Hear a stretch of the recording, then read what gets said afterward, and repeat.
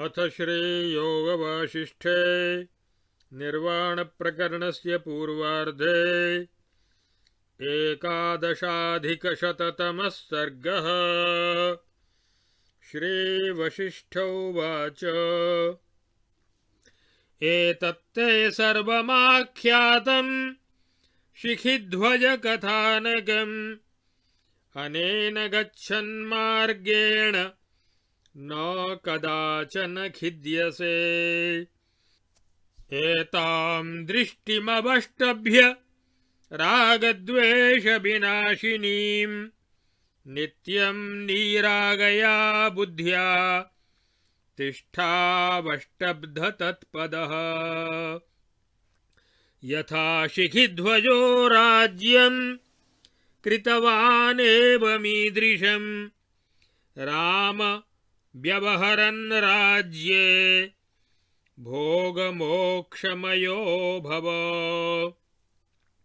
शिखिध्वजक्रमेणैव यथा बोधमवाप्तवान् कचो बृहस्पतेः पुत्रस्तथा बुध्यस्व राघव। श्रीराम उवाच बृहस्पतेर्भगवतः पुत्रोऽसौ भगवान् कचः यथा प्रबुद्धो भगवन् समासेन तथा वद। श्रीवसिष्ठ उवाच शृणुराजन् कथां श्रीमान् शिखिध्वजवदेव सः प्रबोधं परमं यातो देवदेशिकजः कचः।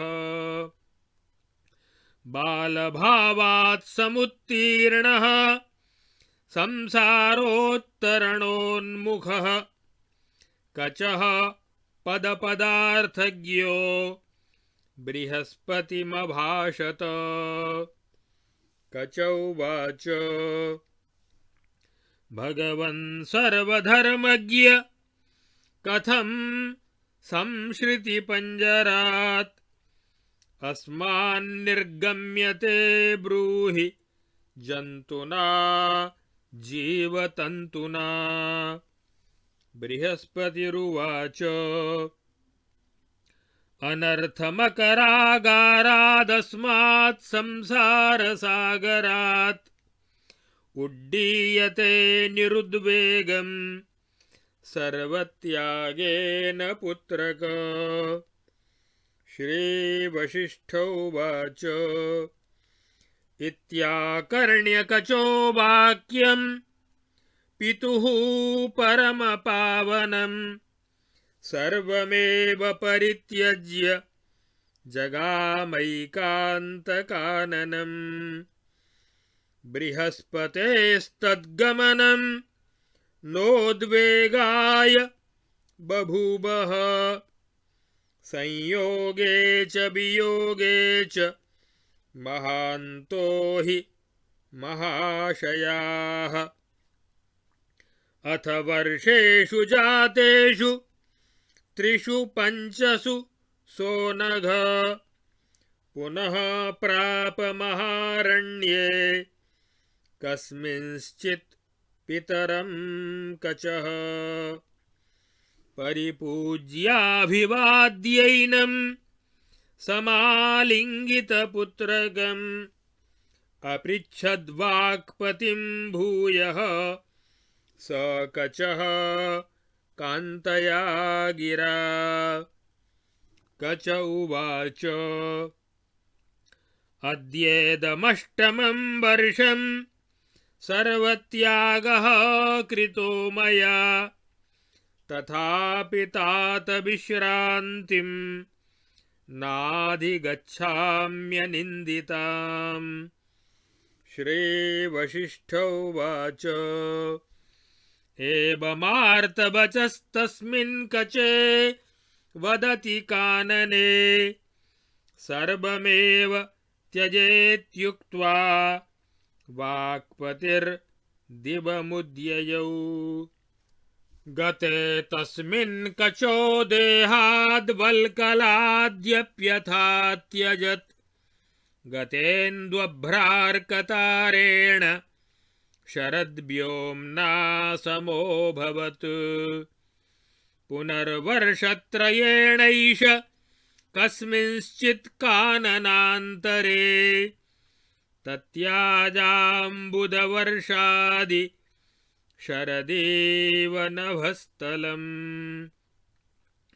उपासैको दिगन्तेषु शान्तशून्यवपुः श्वसन् दूयमानमनाः प्राप तमेव पितरं गुरुम् कृतपूजाक्रमो भक्त्या समालिङ्गितपुत्रगम् अपृच्छत् स कचो भूयः खेदगद्गदया गिरा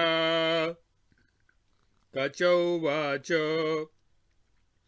तात सर्वं परित्यक्तं कन्थां वेणुलताद्यपि तथापि नास्ति विश्रान्तिः स्वपदे किं करोम्यहम् बृहस्पतिरुवाच चित्तं सर्वमिति प्राहुस्तत्यक्त्वा पुत्रराजसे चित्तत्यागं विदुः सर्वत्यागं सर्वविदो जनाः श्रीवसिष्ठोवाच इत्युक्त्वा वाक्पतिः पुत्रं पुप्लुवे तरसा नभः अन्वियेष कचश्चित्तं परित्यक्तुमखिन्नधीः चिन्तयन्नप्यसौ चित्तं न यदा वेदकानने तदा सञ्चिन्तयामास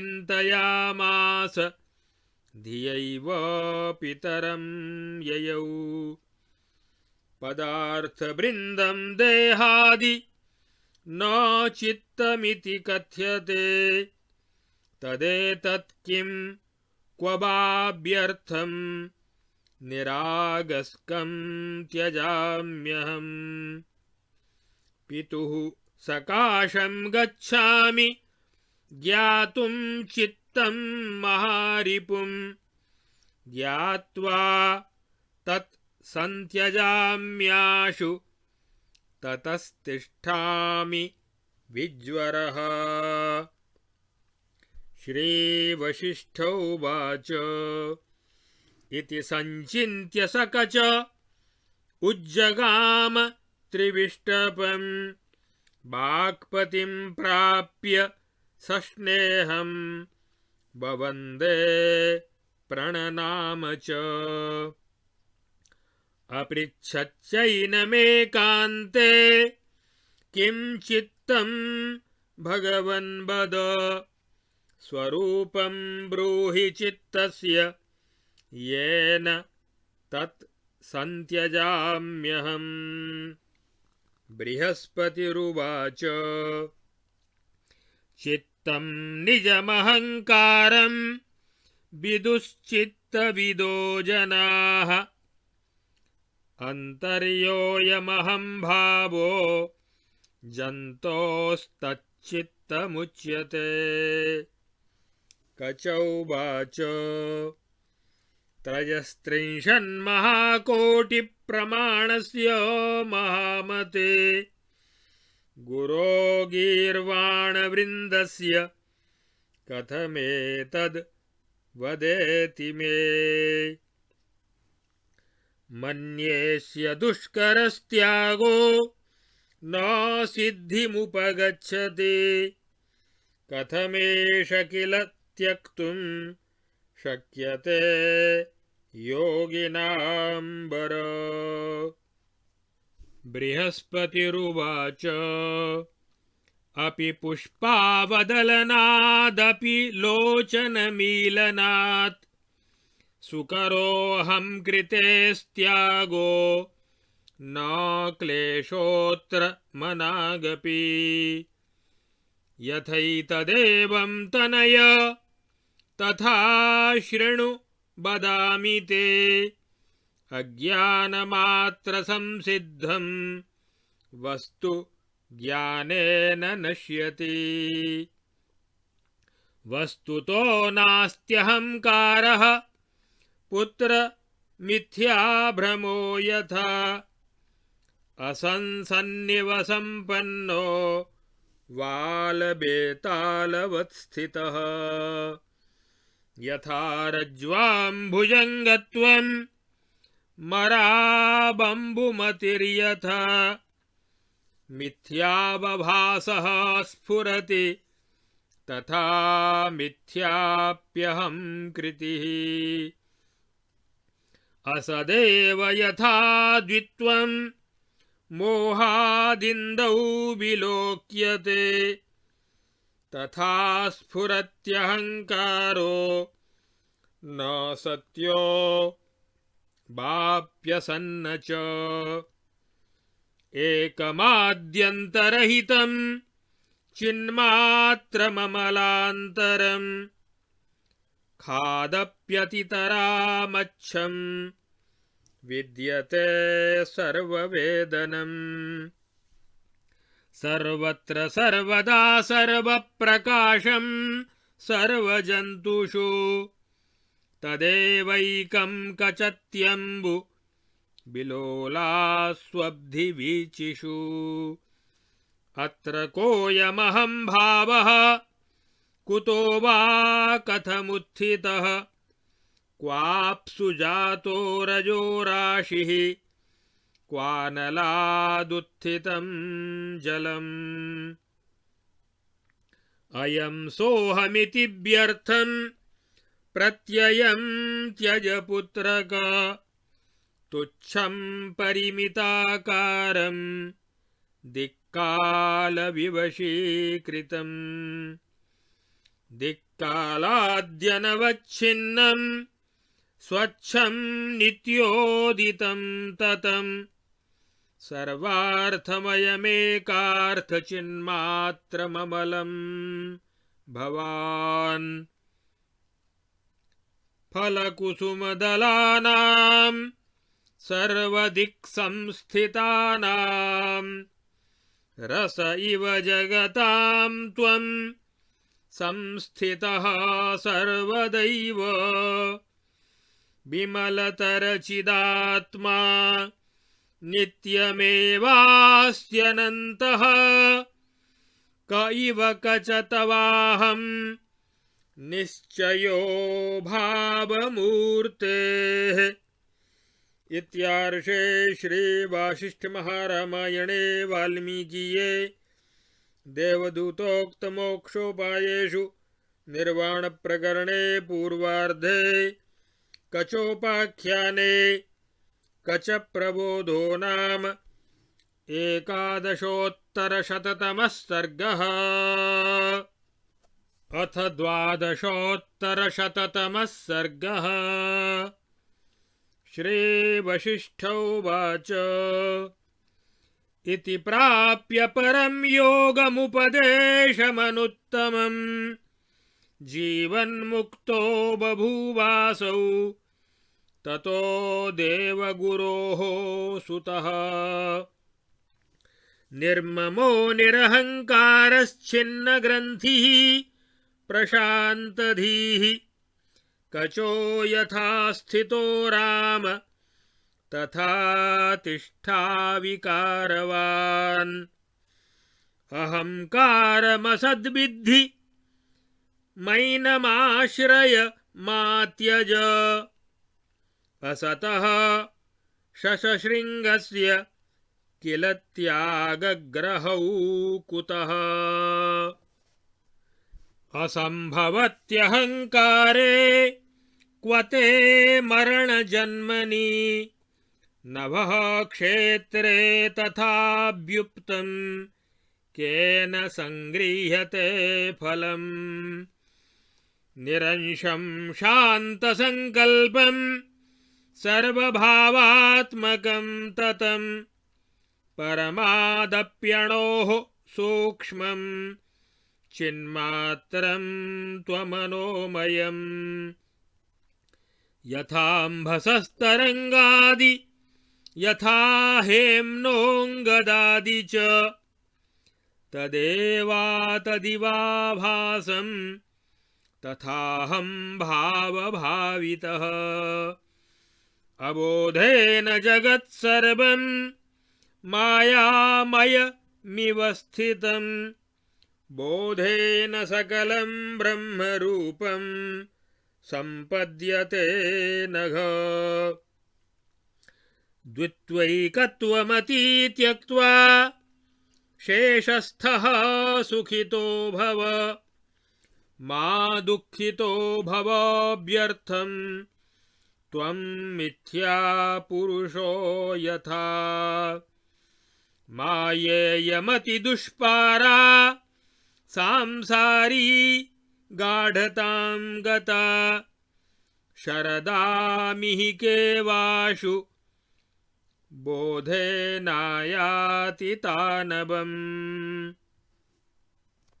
श्रीराम उवाच परमामागतोऽस्म्यन्तस्तृप्तिं ज्ञानामृतेन ते अवग्रहभयाक्रान्तः स्वासारेणेव चातकः अमृतेनेव सिक्तोऽहमन्तर्गच्छामि शीतताम् उपरि समस्तानां तिष्ठाम्यतुलसम्पदाम् न तृप्तिमनुगच्छामि वचांसि वदतस्तव ऐन्दवीनां मरीचीनां चकोरस्त्रिषितो यथा तृप्तोऽपि भूयः पृच्छामि त्वां प्रश्नमिममीश्वर को नाम तृप्तोऽप्यग्रस्तं न पिबत्यमृतासवम् किमुच्यते मुनिश्रेष्ठ मिथ्या पुरुषनामकम् वस्त्ववस्तुकृतं जगद्वस्तु जातं वदाशु मे श्रीवसिष्ठोवाच मिथ्या पुरुषबोधाय शृणु राघव शोभनाम् इमामाख्यायिकां हासजननीं मधुदीरिताम् अस्ति कश्चिन्महाबाहो मायायन्त्रमयः पुमान् बालपेलवधीमूढो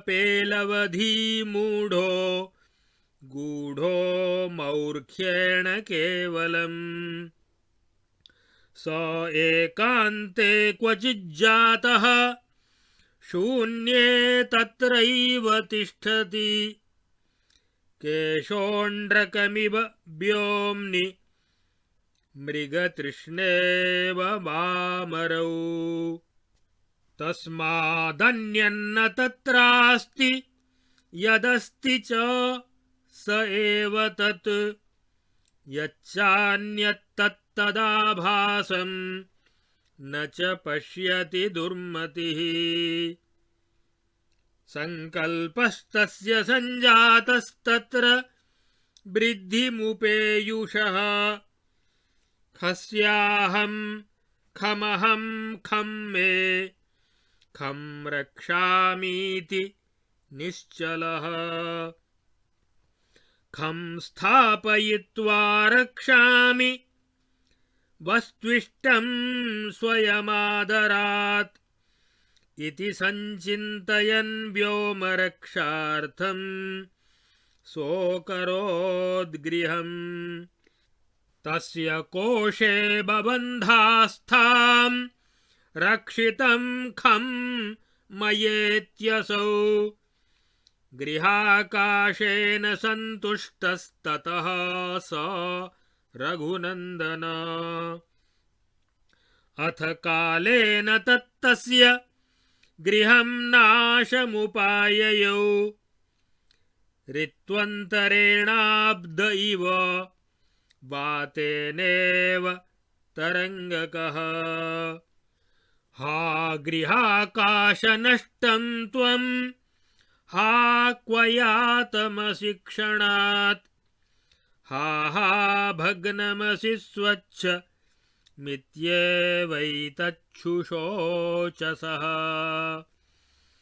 इति शोकशतं कृत्वा पुनस्तत्रैव दुर्मतिः कूपं चक्रे खरक्षार्थं कूपाकाशपरोऽभवत्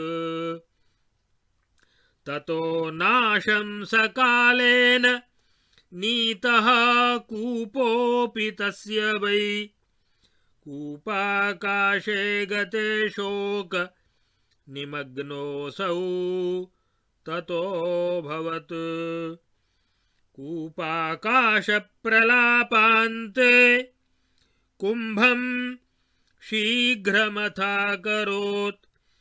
कुम्भाकाशपरो भूत्वा स्वयं निर्वृतिमाययौ कुम्भोऽपि तस्य कालेन नाशं नीतो रघूद्वः यामेव दिशमादत्ते दुर्भगः सा हि नश्यति कुम्भाकाशप्रलापान्ते खरक्षार्थं चकारसः कुण्डं तथैव तेनासौ कुण्डाकाशपरोऽभवत् कुण्डमप्यस्य कालेन केनचिन्नाशमाययौ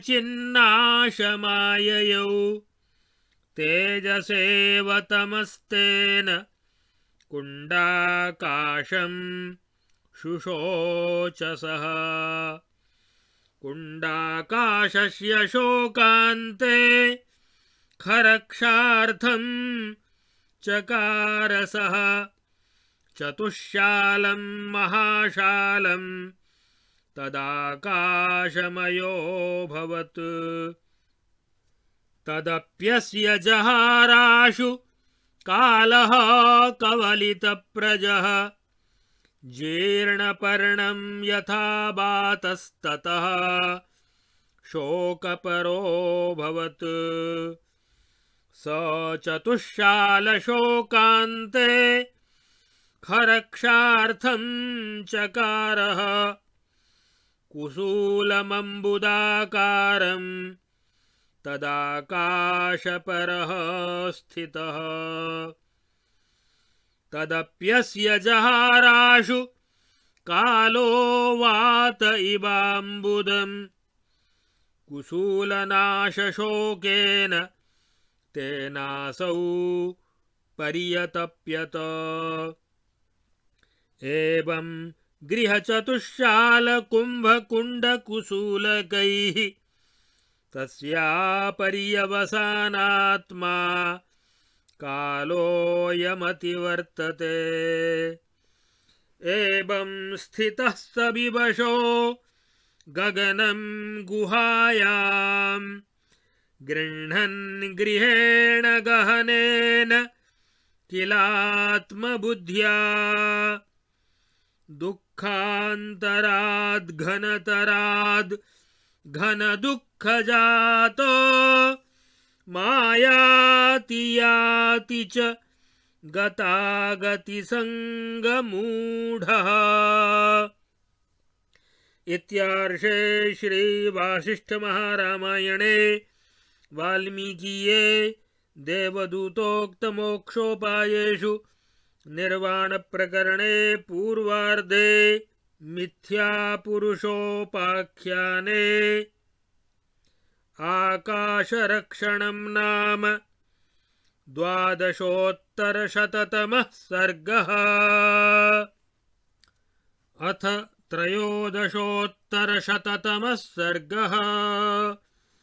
श्रीराम उवाच मिथ्या नरप्रसंगेन किं माया पुरुषः प्रभो कथितोऽयं त्वया व्योमरक्षणं च किमुच्यते।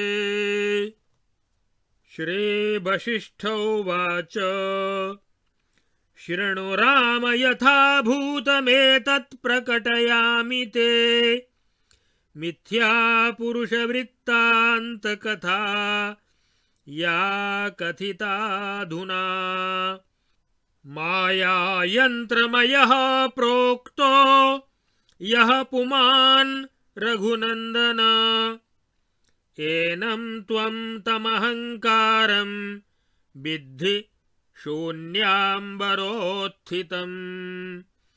यस्मिन्नाकाशकोशेऽस्मिन् साधो जगदिदं स्थितं तदनन्तमसच्छून्यं सर्गादौ भवति स्वयम्। अन्तस्थितसुदुर्लक्ष्य ब्रह्मव्योम्नोऽथ शब्दवत् तस्मादुदेत्यहङ्कारः पूर्वं स्पन्द इवानिलात्। वृद्धिं यातः स गगने कल्पयत्यात्मतां गतः अनात्मात्माभिधानेन तेनासौ यतते ततः। अनात्मात्मैकरक्षार्थं देहान्नानाविधानसौ भूयो भूयो विनाशेऽपि सृजत्याकुलतां गतः। स एव माया पुरुषो मिथ्या पुरुष एव सः असदेवोदितोऽभ्यर्थोऽप्यहङ्कारो हि मायया। कूपकुण्डचतुष्शाल कुम्भादीन् देहकानसौ कृत्वा रक्षित आत्मेति याति तद्व्योम्नि भावनम्।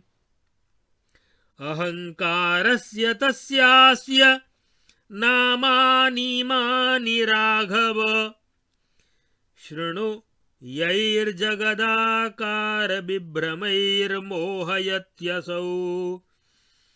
जीवो बुद्धिर्मनश्चित्तं माया प्रकृतिरित्यपि संकल्पः कलना कालः कला चेत्यपि विश्रुतैः। एवमाद्यैस्तथान्यैश्च नामभिर्बहुतां गतैः सहस्ररूपोऽहङ्कारः कल्पितार्थैर्विजृम्भते। भूताकाशे तते शून्ये जगन्निर्भित्ति निश्चितम् सुखदुःखान्यनुभवन् मिथ्यैव पुरुषः स्थितः। यथैव मिथ्या पुरुषो रक्षन् व्योमात्मशङ्कया घटाकाशादिषु क्लिष्ट एवं मा क्लेशवान् भव। आकाशादपि विस्तीर्णः शुद्धः सूक्ष्मः शिवः शुभः य आत्मा स कथं केन गृह्यते रक्ष्यतेऽथवा।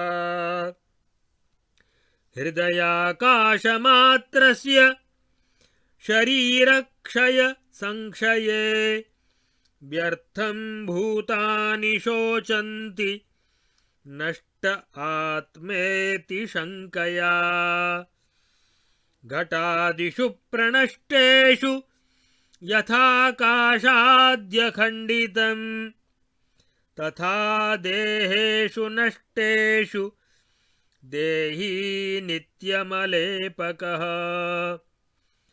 शुद्धश्चिन्मात्रात्मायमाकाशादप्यणो रणुः स्वानुभूत्यंशमात्रं हि खवद्राम न नश्यति न जायते न म्रियते क्वचित् किंचित् कदाचन जगद्विवर्तरूपेण केवलं ब्रह्म जृम्भते सत्यमेकं पदं शान्तमादिमध्यान्तवर्जितं भावाभावविनिर्मुक्तमिति मत्वा सुखी भव सर्वापदां निलयमध्रुवमस्वतन्त्र मासन्नपातमविवेकमनार्यमज्ञम् बोधादहं कृतिपदं सकलं विमुच्य शेषे सुबद्धपदमुत्तमतां प्रयासि। इत्यार्षे श्रीवासिष्ठमहारामायणे वाल्मीकीये देवदूतोक्तमोक्षोपायेषु निर्वाणप्रकरणे पूर्वार्धे मिथ्यापुरुषोपाख्यानं नाम त्रयोदशोत्तरशततमः सर्गः।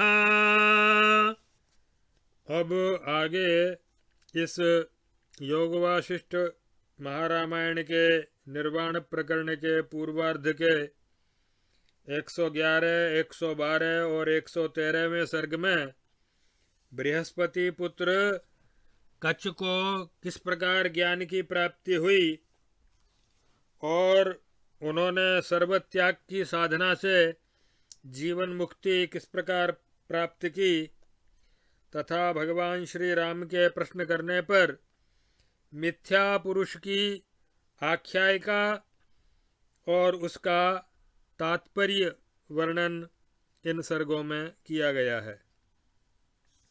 श्री वशिष्ठ जी कहते हैं, हे रघुनंदन, यह जो शिखिध्वज की कथा मैंने तुमसे आद्योपांत कही है, इसी के अनुसार अपना चरित्र निर्माण करना चाहिए। हे श्री राम, राजा शिखिध्वज ने जिस प्रकार व्यवहार करते हुए राज्य किया, उसी प्रकार तुम भी राज्य का व्यवहार करो। शिखिध्वज की तरह ही बृहस्पति के पुत्र कच्छ ने भी ज्ञान प्राप्त किया था। श्री रामचंद्र जी ने कहा, भगवन, बृहस्पति के पुत्र समस्त वैभवों से परिपूर्ण कच्छ ने जिस क्रम से ज्ञान प्राप्त किया था, उस क्रम को आप संक्षेप में मुझसे कहिए। श्री वशिष्ठ जी बोले, हे श्री राम, देवताओं के आचार्य बृहस्पति के पुत्र श्रीमान कच्छ ने राजा शिखिध्वज की तरह ही सर्वोत्तम ज्ञान प्राप्त किया था। इसकी कथा तुम सुनो। कच्छ का अभी बाल्यकाल समाप्त ही हुआ था और ज्यों ही यौवन आरंभ हुआ, त्यों ही वह संसार सागर को तर जाने के लिए कटिबद्ध हो गया। वह पद और पदार्थ का यथार्थ ज्ञाता था। वह अपने पिता बृहस्पति से कहने लगा। कच्छ ने कहा, भगवन, सब धर्मों का ज्ञान रखने वाले हैं मेरे पिताजी, मैं इस संसार रूपी जाल से कैसे बाहर निकल सकता हूँ, यह आप मुझे बताइए। बृहस्पति बोले, हे पुत्र, अनर्थ रूप हजारों मगरों के निवास स्थान इस संसार सागर से किसी प्रकार के उद्वेग के बिना किए गए सर्वत्याग से तत्काल ही प्राणी बाहर निकल जा सकता है। श्री वशिष्ठ जी ने कहा, हे श्री राम, अपने पिता का यह परम पवित्र वचन सुनकर कच्छ सब कुछ परित्याग करके एकांत वन में चला गया। पुत्र के चले जाने से बृहस्पति को चित्त में जरा भी उद्वेग नहीं हुआ, क्योंकि जो महान होते हैं उनका मन संयोग और वियोग दोनों में सुमेरु पर्वत के सदृश अचल रहता है। वन में जाने के अनंतर उसे जब 8 वर्ष व्यतीत हो गए, तब किसी महारण्य में उस कच्छ ने अपने पिताजी का दर्शन किया। कच्छ ने पहले अपने पिताजी की विधि पूर्वक पूजा की, फिर उन्हें प्रणाम किया और बृहस्पति ने भी अपने पुत्र का आलिंगन किया। इसके बाद कच्छ ने अत्यंत मधुर वाणी में बृहस्पति से कहा। कच्छ ने कहा, पिताजी, मैंने जो सर्व त्याग किया है उसका आज यद्यपि 8वां वर्ष है, तथापि मुझे अभी तक निर्मल शांति प्राप्त नहीं हुई। श्री वशिष्ठ जी बोले, श्री राम, कच्छ अरण्य में इस प्रकार दीन वचन बोल ही रहा था कि सभी का त्याग करो, यों कहकर बृहस्पति आकाश में जाकर अदृश्य हो गए। उन्होंने एक ही वाक्य बोला, सभी का त्याग करो। बृहस्पति के चले जाने के अनंतर कच्छ ने अपने शरीर पर से वल्कल आदि का भी परित्याग कर दिया और शरत काल के आकाश की तरह वह दिगंबर हो गया। वह अनावृत दिशाओं में रहने लगा। उसका शरीर शांत और सुन्न हो गया था तथा वह श्वास मात्र ले रहा था। 3 वर्ष के बाद खिन्न चित्त उसने किसी एक जंगल में फिर अपने गुरु उन्हीं पिताजी का दर्शन किया। भक्ति से उसने अपने पिताजी का पूजन और अभिवादन आदि किया। पिता ने भी अपने पुत्र का आलिंगन किया। इसके अनंतर कच्छ दुखित होकर गदगद वाणी से पूछने लगा। कच्छ ने कहा, पिताजी, मैंने सबका त्याग कर दिया, यहाँ तक कि कंथा, दंड, कमंडलू आदि का भी त्याग कर दिया, तथापि अपने आत्म पद में मेरी स्थिति नहीं हुई। अब मैं क्या करूं? बृहस्पति बोले, पुत्र, चित्त ही सब कुछ है, अतः तुम उसी का त्याग करो।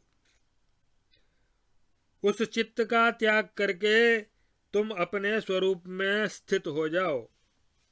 सर्वज्ञ लोग चित्त त्याग को ही सर्वत्याग कहते हैं।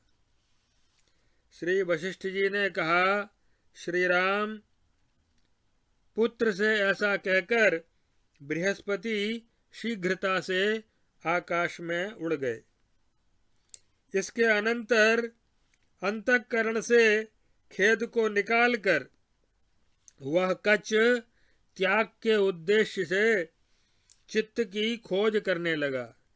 ये मन नाम की क्या बला है, कहाँ रहती है, इसको ढूंढे। खोज करने पर भी जब उसे चित्त की प्राप्ति नहीं हुई, क्योंकि खोज करने से ये मिलता ही नहीं है, क्योंकि हो तो मिले ना, तब उसने विवेक पूर्वक विचार किया कि देह आदि जो कुछ ये प्रसिद्ध पदार्थ हैं ये तो चित्त नहीं कहे जा सकते, और उनमें चित्त कहाँ रहता है इसका भी निरूपण नहीं हो सकता। इसलिए बेचारे अपराध शून्य देह आदि का मैं व्यर्थ ही क्यों त्याग करूं। इस परिस्थिति में अब चित्त स्वरूप महाशत्रु को जानने के लिए पिताजी के पास ही जाता हूं और उनसे जानकर फिर मैं इसका त्याग करूंगा। तदनंतर शीघ्र ही समस्त शोकों से मुक्त हो जाऊंगा। हे रघुवर, ऐसा विचार करके वह कच स्वर्ग में चला गया तथा बृहस्पति के पास जाकर उसने स्नेहपूर्वक वंदना और प्रणाम आदि किया। फिर एकांत में उसने उनसे पूछा, भगवन, यह चित्त क्या है? इसका आप मुझे उपदेश दीजिए और चित्त का स्वरूप भी बतलाइए, जिससे कि मैं उसका त्याग कर सकूं। बृहस्पति ने कहा, आयुष्मान, चित्त तत्वज्ञ महानुभाव अपने अहंकार को ही चित्त जानते हैं। अतः प्राणी का जो यह भीतरी अहम भाव है वही चित्त कहा जाता है। कच ने कहा, 33 करोड़ देवताओं के गुरु, हे महामते, अहम भाव ही चित्त रूप कैसे हो सकता है? उसे मुझे समझा कर कहिए। हे योगियों में श्रेष्ठ, मैं तो मानता हूं कि इसका त्याग इतना असंभव सा है कि किसी प्रकार भी यह सिद्ध हो ही नहीं सकता। इसलिए इसका त्याग कैसे होगा? अहंकार का त्याग कैसे होगा? क्योंकि अहंकार ही मैं माने आत्मा हूं। आत्मा का कोई त्याग कर सकता है क्या? बृहस्पति ने कहा, पुत्र, अहंकार रूप चित्त का त्याग तो फूलों के मर्दन से भी और नेत्रों के मीलन से भी, पलक झपकाने से भी अत्यंत सुलभ कार्य है। अतः इसके त्याग में तनिक भी क्लेश नहीं है। हे तनय, हे पुत्र, इसका त्याग जिस उपाय से सुलभ होता है वह उपाय मैं तुम्हें बतलाता हूं। सुनो। जो वस्तु केवल अज्ञान से उत्पन्न होती है उसका परमात्मा के यथार्थ ज्ञान से विनाश हो जाता है। हे पुत्र, जैसे मिथ्या भ्रम कुछ वस्तु नहीं है, वैसे ही अहंकार भी वास्तव में कुछ है ही नहीं। अज्ञानियों की दृष्टि से यह उसी प्रकार असत होता हुआ भी सत के जैसा प्रतीत होता है, जिस प्रकार बालक की दृष्टि से असत बेताल प्रतीत होता है। जैसे रज्जू में भ्रांति से बिना हुए ही सांप दिखाई पड़ता है, और जैसे मरुभूमि में बिना हुए ही जल दिखाई पड़ता है, वैसे ही अज्ञान से अहंकार भी मिथ्या ही प्रतीत होता है। जैसे चंद्रमा एक ही है, परंतु नेत्र दोष से मिथ्या ही दो दिखाई पड़ता है, वैसे ही यह अहंकार भी अज्ञान से ही दिखाई देता है। वह अज्ञान से प्रतीत होता है, इसलिए तो असत्य नहीं है, और वास्तव में है नहीं, इसलिए सत्य भी नहीं है। एक आदि और अंत से रहित चैतन्य मात्र, सभी ओर से निर्मल, आकाश से भी अत्यंत स्वच्छ, सर्वानुभव रूप परमात्मा ही एक सत्य वस्तु है। सभी जगह और सभी प्राणियों में निरंतर सब ओर से प्रकाश करने वाला वही एक विज्ञानानंद घन परमात्मा उसी प्रकार प्रकाशित होता है जिस प्रकार समुद्र की चंचल अनंत तरंगों में जल प्रकाशित होता है।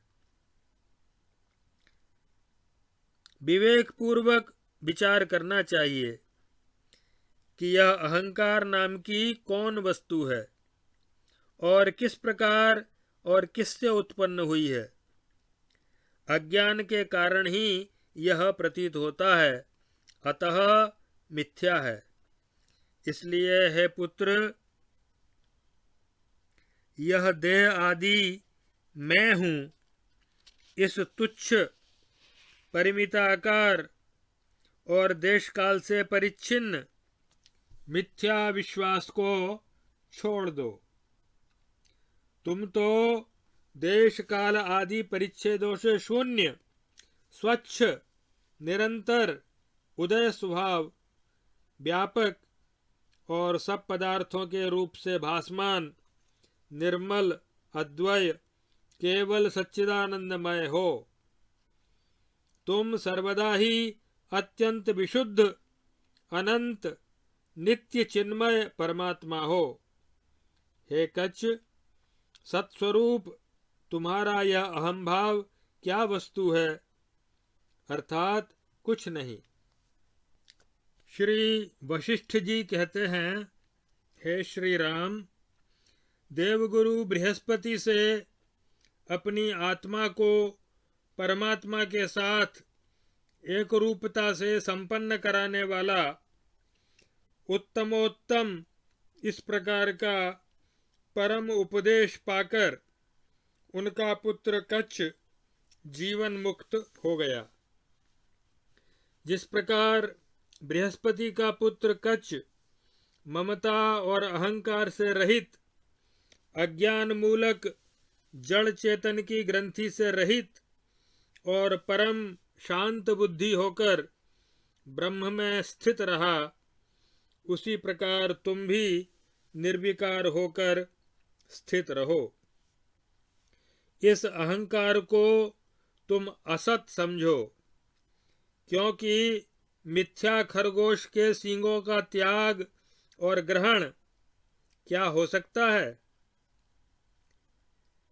तुम एक देशी नहीं हो, संकल्प रहित, सर्वभाव रूप, सर्वव्यापी, सूक्ष्म से भी सूक्ष्मतर, मन से रहित, केवल सच्चिदानंद घन स्वरूप हो। हे निष्पाप श्री राम, यह मायामय संपूर्ण जगत अज्ञान से तो सत्य के जैसा प्रतीत होता है, सत्य के जैसा दिखाई पड़ता है, और ज्ञान से वह सब ब्रह्म रूप ही है। क्योंकि यह अत्यंत गाढ़ जो संसार की माया है, उसका पार पाना यद्यपि अत्यंत कठिन है, तथापि जैसे शरद ऋतु से कुहरा नष्ट हो जाता है, वैसे ही यह माया परमात्मा के यथार्थ ज्ञान से तुरंत नष्ट हो जाती है। श्री राम जी ने कहा, हे गुरुवर, ज्ञातव्य तत्व के ज्ञान से तृप्त हुआ भी मैं आपसे यह प्रश्न पूछता हूँ। भला बतलाइए तो सही कि कौन सा ऐसा प्राणी है जो तृप्त होता हुआ भी सामने रखे हुए अमृत रूपी पेय को नहीं पिएगा। हे मुनिश्रेष्ठ, मुझसे शीघ्र यह बतलाइए कि मिथ्या पुरुष नाम की कौन वस्तु है जिसने सत्य वस्तु ब्रह्म को असत्य के जैसा बना रखा है और असत्य वस्तु समस्त जगत को सत्य के जैसा बना डाला है। श्री वशिष्ठ जी कहते हैं, हे राघव, मिथ्या पुरुष को जानने के लिए यह सुंदर और हास्यप्रद आख्यायिका तुम सुनो, जो मेरे द्वारा कही जाती है। हे महाबाहो, कोई एक माया यंत्रमय पुरुष था। वह केवल बालक के सदृश तुच्छ बुद्धि, मूढ़ और अज्ञान से आवृत था। वह किसी एक निर्जन एकांत प्रदेश में उत्पन्न हुआ था और उसी शून्य प्रदेश में रहता था। वह वास्तव में आकाश में नेत्र दोष से दिखाई पड़ने वाले केशों के झुंड के सदृश और मरुभूमि में मृग तृष्णा के जल के सदृश मिथ्या ही था। और वहीं पर वह वृद्धि को प्राप्त हुए उस मिथ्या पुरुष के मन में यह संकल्प हुआ कि मेरी प्रिय से प्रिय वस्तु तो आकाश है, अतः उसे कहीं पर रखकर स्वयं मैं ही उसकी बड़े आदर से रक्षा करूंगा। इस प्रकार विचार करके आकाश की रक्षा के लिए उसने एक घर का निर्माण किया। हे रघुनंदन, तदनंतर उस घर के अंदर उसने यह आस्था बांध ली कि यह आकाश मेरा है और इसकी मैंने रक्षा की है, और उस गृहाकाश से वह संतुष्ट हो गया। इसके अनंतर कुछ काल के बाद वह उसका घर नष्ट हो गया। जब वह घर नष्ट हो गया तब मिथ्या पुरुष इस प्रकार शोक करने लगा कि आहा, ओ मेरा गृहाकाश, तुम तो नष्ट हो गए। अरे, तुम एक ही क्षण में कहाँ चले गए। हाय हाय, तुम टूट गए। तुम तो बहुत अच्छे थे। इस प्रकार सैकड़ों बार शोक करके फिर उस दुर्बुद्धि मिथ्या पुरुष ने वहां पर आकाश की रक्षा करने के लिए एक कूप का निर्माण किया और उसी कूपाकाश की रक्षा में तत्पर होकर संतुष्ट हो गया। कुछ समय के बाद उसका वह कूप भी नष्ट हो गया। जब कूपाकाश का नाश हो गया तब वह महान शोक सागर में निमग्न हो गया। कूपाकाश के लिए शोक कर चुकने के अनंतर उसने तत्काल ही एक घड़े का निर्माण किया और घटाकाश की रक्षा में तत्पर होकर संतुष्ट हो गया। हे रघुकुल श्रेष्ठ, काल से अर्थात काल पाकर उसका वह घट भी नष्ट हो गया। भाग्यहीन पुरुष जिस किसी भी दिशा का ग्रहण करता है वही नष्ट हो जाती है। घड़े के आकाश का शोक कर लेने के बाद उसने आकाश की रक्षा के लिए एक कुंड का निर्माण किया और पहले की ही तरह कुंडाकाश की रक्षा के लिए तत्पर होकर संतुष्ट हो गया। कुछ काल के बाद उसका वह कुंड भी उसी प्रकार विनाश को प्राप्त हो गया जिस प्रकार तेज से अंधकार का नाश हो जाता है। कुंडाकाश के विषय में भी उसने महान शोक किया। कुंड के आकाश का शोक करने के बाद उसने तत्काल आकाश की रक्षा के लिए एक ऐसे घेरे का निर्माण किया जिसमें चारों ओर कमरे तथा बीच में एक बहुत बड़ा कमरा था। फिर उसी के आकाश की रक्षा में तन्मय होकर वह संतुष्ट हो गया। जिसने अनेक प्रजाओं का ग्रास कर लिया है, ऐसे उस काल ने समय पर उस घर को भी नष्ट कर दिया। अर्थात काल उसके घर को भी खा गया। उससे भी वह शोक निमग्न हो गया। उस चतुष्साल घर के शोक के बाद उसने आकाश की रक्षा के लिए एक मेघाकार कुसूल अर्थात कोठार बनाया और फिर उसी के आकाश की रक्षा में निरत होकर संतुष्ट हो गया। उसके उस कुसूल को भी माने कोठार को भी काल ने वैसे ही अपहृत कर लिया जैसे वायु मेघ को अपहृत कर लेता है। उस कुसूल के विनाश के शोक से वह अत्यंत संतप्त हो गया।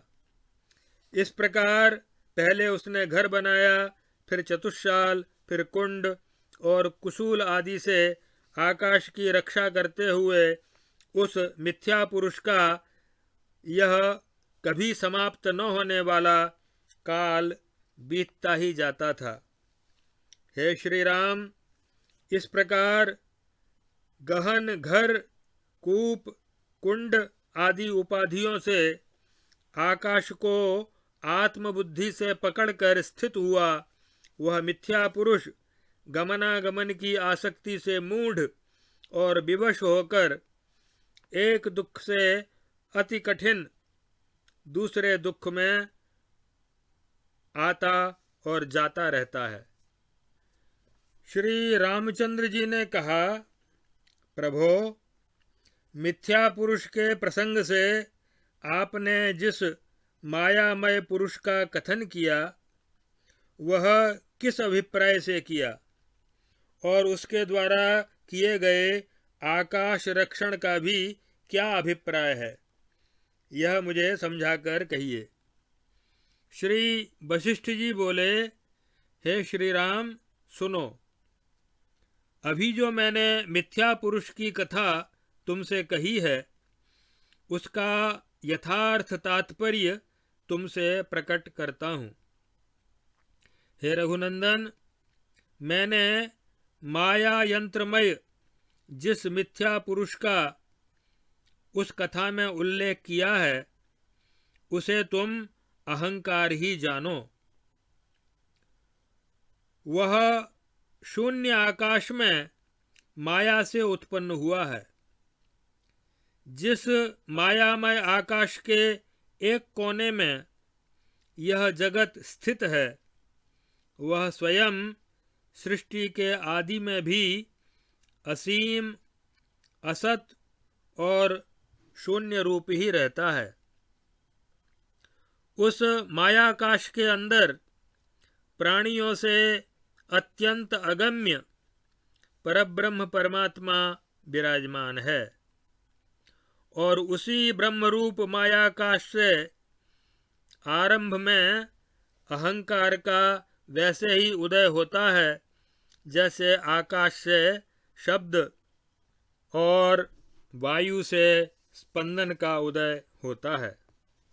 वह अहंकार ही पूर्वोक्त कथा का माया पुरुष है और वही मिथ्या पुरुष है, क्योंकि माया से जो अहंकार उत्पन्न हुआ है वह असत एवं मिथ्या रूप ही है और जो कुआं, कुंड और चतुष्साल और घड़ा आदि शरीरों की रचना करके मैंने उनके स्वरूप की रक्षा की है, इस प्रकार अहंकार ने ही आकाश में संकल्प किया था। जगदाकार रूप विभ्रमों से यह अहंकार ही जीवात्मा को मोहित करता है। उस व्यापक और शून्य भूताकाश रूप ब्रह्म में यह जगत निश्चय ही मिथ्या है। उसी में वह अहंकार रूप पुरुष मिथ्या ही सुख दुख का अनुभव करता हुआ स्थित था। हे श्री राम, आकाश में आकाश की रक्षा करते हुए उस मिथ्या पुरुष ने घट आदि का निर्माण करके उनके आकाशों का रक्षण करने में अनेक तरह के क्लेशों का ही अनुभव किया था। जो आत्मा है वह तो आकाश से भी बड़ा है और परम शुद्ध है तथा अत्यंत सूक्ष्म है, परम कल्याण रूप तथा शुभ है। उसको कौन पकड़ सकता है और कौन उसकी रक्षा कर सकता है। जैसे घट आदि के विनष्ट हो जाने पर घटादि का आकाश कभी भी नष्ट नहीं होता, वैसे ही देहों के नष्ट हो जाने पर निर्लेप जीवात्मा का कभी भी विनाश नहीं होता। हे श्री राम, यह आत्मा शुद्ध, केवल चिन्मय तथा आकाश और अणु से भी अत्यंत सूक्ष्म तथा अहंकार से रहित नित्य प्रकाश स्वरूप चेतन ही है। चेतन अमल सहज सुख राशि। इसलिए आकाश के समान उसका नाश नहीं होता। वास्तव में तो कहीं भी किसी समय न तो कुछ उत्पन्न होता है और न मरता ही है। केवल ब्रह्म ही जगत के रूप में प्रकाशित हो रहा है। आदि मध्य और अंत से तथा उत्पत्ति और विनाश से रहित वह परमात्मा एक अद्वितीय सत्य परमपद स्वरूप और शांतिमय है। एकमेवाद्वितीयं ब्रह्म सत्यम ज्ञानमनंतं ब्रह्म। पंचदशी में भी स्वामी विद्यारण्य ने कहा है, वाक्यमप्रतिबद्धं सत् प्राक् परोक्षावभासते करामलकवद्बोधमपरोक्षं प्रसूयते।